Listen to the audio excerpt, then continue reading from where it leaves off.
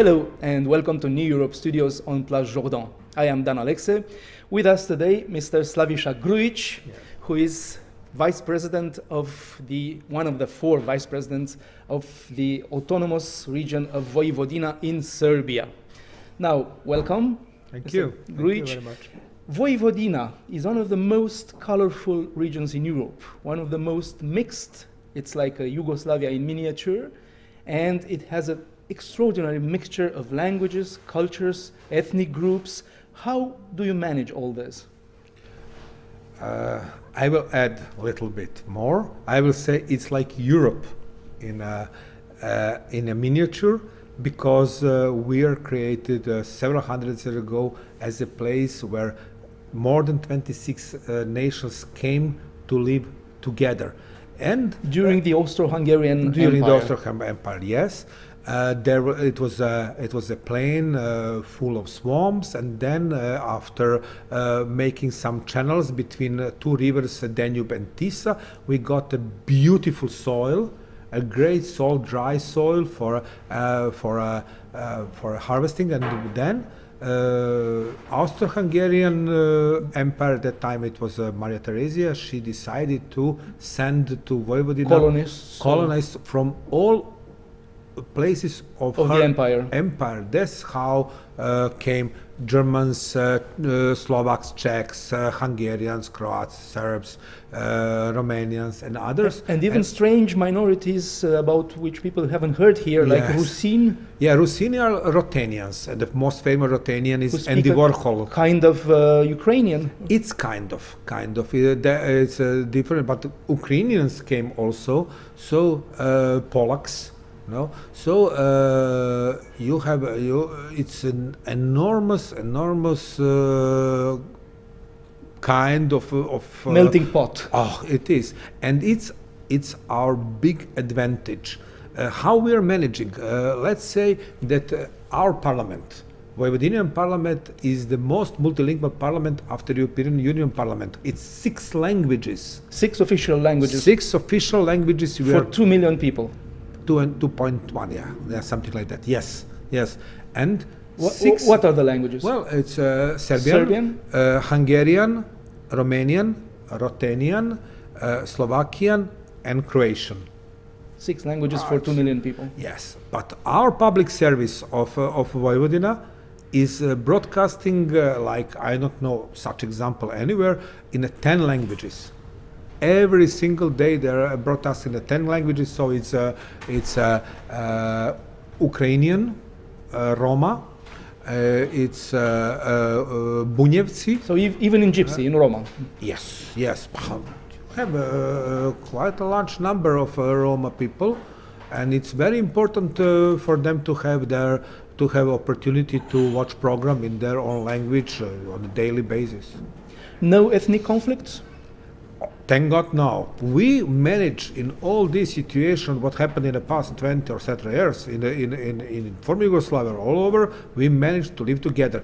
There was a problem, of course. We had a lot of refugees which came from Croatia. I mean Serbs who came from Croatia, Slovenia, even Bosnia, or from Kosovo. But we managed to live together. There was some problems with some lunatics who thought it's a good time to get revenge over Croats or Hungarians, etc. But finally, we are still living together. It's not only 26 nations; it's several languages. It's an unbelievable number of several languages, several religions. Can we say that even the Serbs in Vojvodina have a local identity, or they have the general Serbian identity? Oh, I think both. Think both. Of course, they feel as a part of a nation, Serbian Republic. Because they are the biggest ethnic group. They are more than 1 million. 1 million. Yeah, much more, because almost three quarters. Almost 60%. Let's say in this moment, because of a lot of refugees, a lot of movements in these past 20 and even from Bosnia, from yes. Yes, and but you have your local, regional identity, Vojvodinian identity, like you have in Šumadija or or you have in Romania. You have Banat, Local and cultural absolutely. identity. And it's great. It's also again something new. And in this region, then you have other local identities, people who are coming from Banat, from Bačka, or from Srem.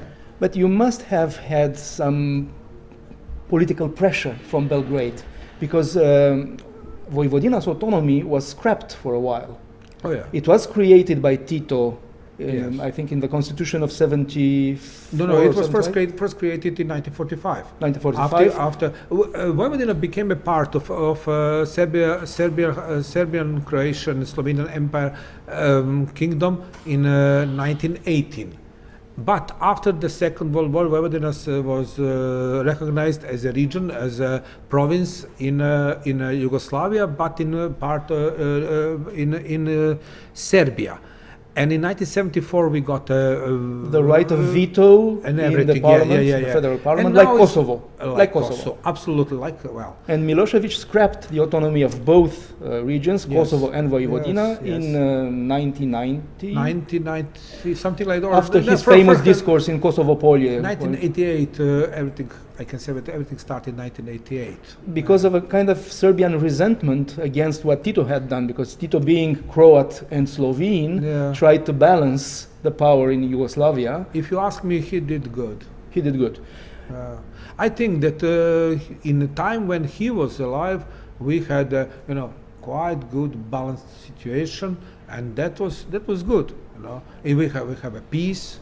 Nobody wasn't very much eager to rise or to do something. Sometimes you had problems in Croatia or Kosovo, but in a history he managed to do it quite well. He did it by force as well, and by tricks and pressure. How do you manage to stifle ethnic conflicts and rivalries and? Which now in Vojvodina? Yes. It's matter of a history. We learn to live together. That's the most important thing. This is not what we are learning in the past 10, 20 years or from time of European Union. We learned it from first time. So when people from different parts of Austro-Hungary and from Serbia, because Serbia was at that time was also a kingdom, settled in Vojvodina, then they make quite a good rule how we should live together. And it was probably like this, that you have one village where were Germans, second village were Hungarians, third village were Serbs, or somebody else. Then you learn languages of your neighbors. It was very much normal that you are sitting, for example, German, Hungarian and Serb, that everyone was speaking in his own language. And these other two, they know it, or in Slovakian or Romanian, whatever. That was the way how we learned to live together. And this is what we are proud of. Everyone who is thinking about Vojvodina should first imagine the province where we are learn to, even when we are talking, we never know who is sitting. And you are quite polite not to talk in the way you might offend somebody. So the fact that you have 6 official languages means that these languages can be used in education, Yes. In the media, Yes. and also in the parliament, Yes. like in the European Parliament. Absolutely. And in public service, these 10 languages, they're broadcasted every day or almost every day in 10 languages from a TV station or radio TV station, which was in the last war, 1999, was completely destroyed in a bombing. So still, they're working. You were bombed by NATO Yes. in the attack on Novi Yugoslavia. Sad was bombed almost every day. And no resentment No.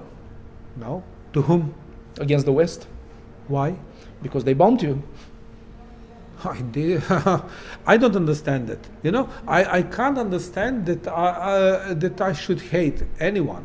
Maybe I will have problem with some of these pilots. I say, come on, what are you doing? If he gets proud of it, I know what I did. But to whom? To soldiers? No. It's not the way. Way in the Europe, in Serbia, in wherever, is to find a way to talk. Again, it's a matter of a balance. What do you think? How we should live in a Vojvodina, where we have problems in 1940, the First World War, in a Second World War with atrocities from some of the nations who are living in Vojvodina. There were some revenge after Second World War, and it was. Unfortunately, it was. I don't approve it. So you're saying that the fact that all these local identities and languages are encouraged, in a paradoxical way, diminishes the importance of belonging to such or such ethnic group. Yes, all of them are on the same level. They're on the same level, but we are supporting, especially I can talk about my we call it secretariat. It's kind of a ministry on a local level, regional level. We are encouraging very much multiculturalism, multilingualism, multiconfessionalism. So we are very much encouraging, saying that please, we are supporting projects about culture heritage, culture and everything. It's very important. Without that, there is no Vojvodina, there is no need. Why? Well, then we can be whatever. And on the other hand, we are very much trying to encourage intercultural programs. So not only between Serbs and let's say Hungarians, but between Hungarians and Romans. For example, you yourself are secretary for culture and the media. And the media, yes. I'm very happy about it. You are a former journalist yourself? I'm a former journalist, yes. Is the media different in Vojvodina compared to the rest of Serbia? It's different compared to a lot of countries in Europe also, because again, we have so many different stations which are broadcasting in different languages every day, and we are very much supporting this idea. Yes, this is very important. In Serbia, of course, you have also parts of a country where other minorities are living, like Bulgarians or Romanians, Albanians, Muslims, Bosniaks, etc. So they also have their public services, but or private companies, audiovisual companies. But in Vojvodina, it's all in one place, and it's also kind of a program we are supporting. Also for us, is very much, and we are doing this, is a very good connections we have with the countries which are surrounding our region, like Romania, Hungary, or Croatia. And we support also these connections, not only in the field of media, but also in the field of culture. But you will be maybe you will be surprised that the best region we are dealing with is Istria in Croatia, and we never stop. Which is also very mixed culturally. You have Italians, absolutely. You have Romanians. Absolutely, everyone is there, and we understand each other very good. And whatever was happening in the past between us and Croats, we Vojvodinians and Istrians, we never stop to understand each other. We are in a great relations. Serbia wants to be part of the European Union. Yes. You are already part of the Council of Europe, yes. of the Assembly of European Regions. How do you feel about the fact that some of the countries in the European Union have not even ratified the Chart of the Minority Languages? Countries like Belgium, France, even Greece have not ratified, and some of them don't even recognize the existence of minorities. The European Parliament is based in Brussels, a country that has not ratified the Charter of the Minority Languages. And in Flanders, other languages than Flemish cannot even be used. Well, I can't discuss about the reasons. If there are some reasons, probably they know what are the reasons. From my point of view is that you should recognize, because it's fact. No? And especially because this fact is helping your culture, your life to be more colorful, and on the other hand, these are your citizens. You should or you must understand. But I'm repeating, I don't know the reasons. Maybe there are some But reasons. you are bringing an invaluable experience to the Assembly of the European Regions. Yes, I hope so. And are you optimistic about the future of Europe when you see all the ethnic conflicts still brewing, when you look at Ukraine today, for instance? Well, question is, when you ask in such way, is okay, what can we do less? What to make some Europe which is not Europe anymore? But people are so used to it. It's country of all of us, including us from Serbia. It's my country, you know. But my country is Portugal. My country is Spain or Romania. You know, everyone, well, every man on the world is my friend, of course. But I don't recognize, and I really hate these borders. I know, understand. Yes, we must have borders, but it's politics, you know, and strategy, whatever. But for me, you know, borders are. You know what is border? Border is river, but you can overpass it with a bridge, you know, or tunnel, and that. So you must have solution. All others is something more, and I don't recognize problem being wherever in Europe and being in Vojvodina. And maybe it's because I'm coming from a province where I used to live, and all my friends are somebody, and usually or very often somebody who is mixture of several nations or religions. And we are getting married. You know, it's very interesting with whom you are getting married. Who are your best men on the wedding? In Serbia, we have institution of best man. Being best man is very important. So you don't know who is your best man, or when you learn, then it's fine because you can learn more. You ask him, come on, tell me, what are you doing? We're going to to visit each other. I will tell you something if I have time. You will like this story. My friends, one of my best men, because I was also best man.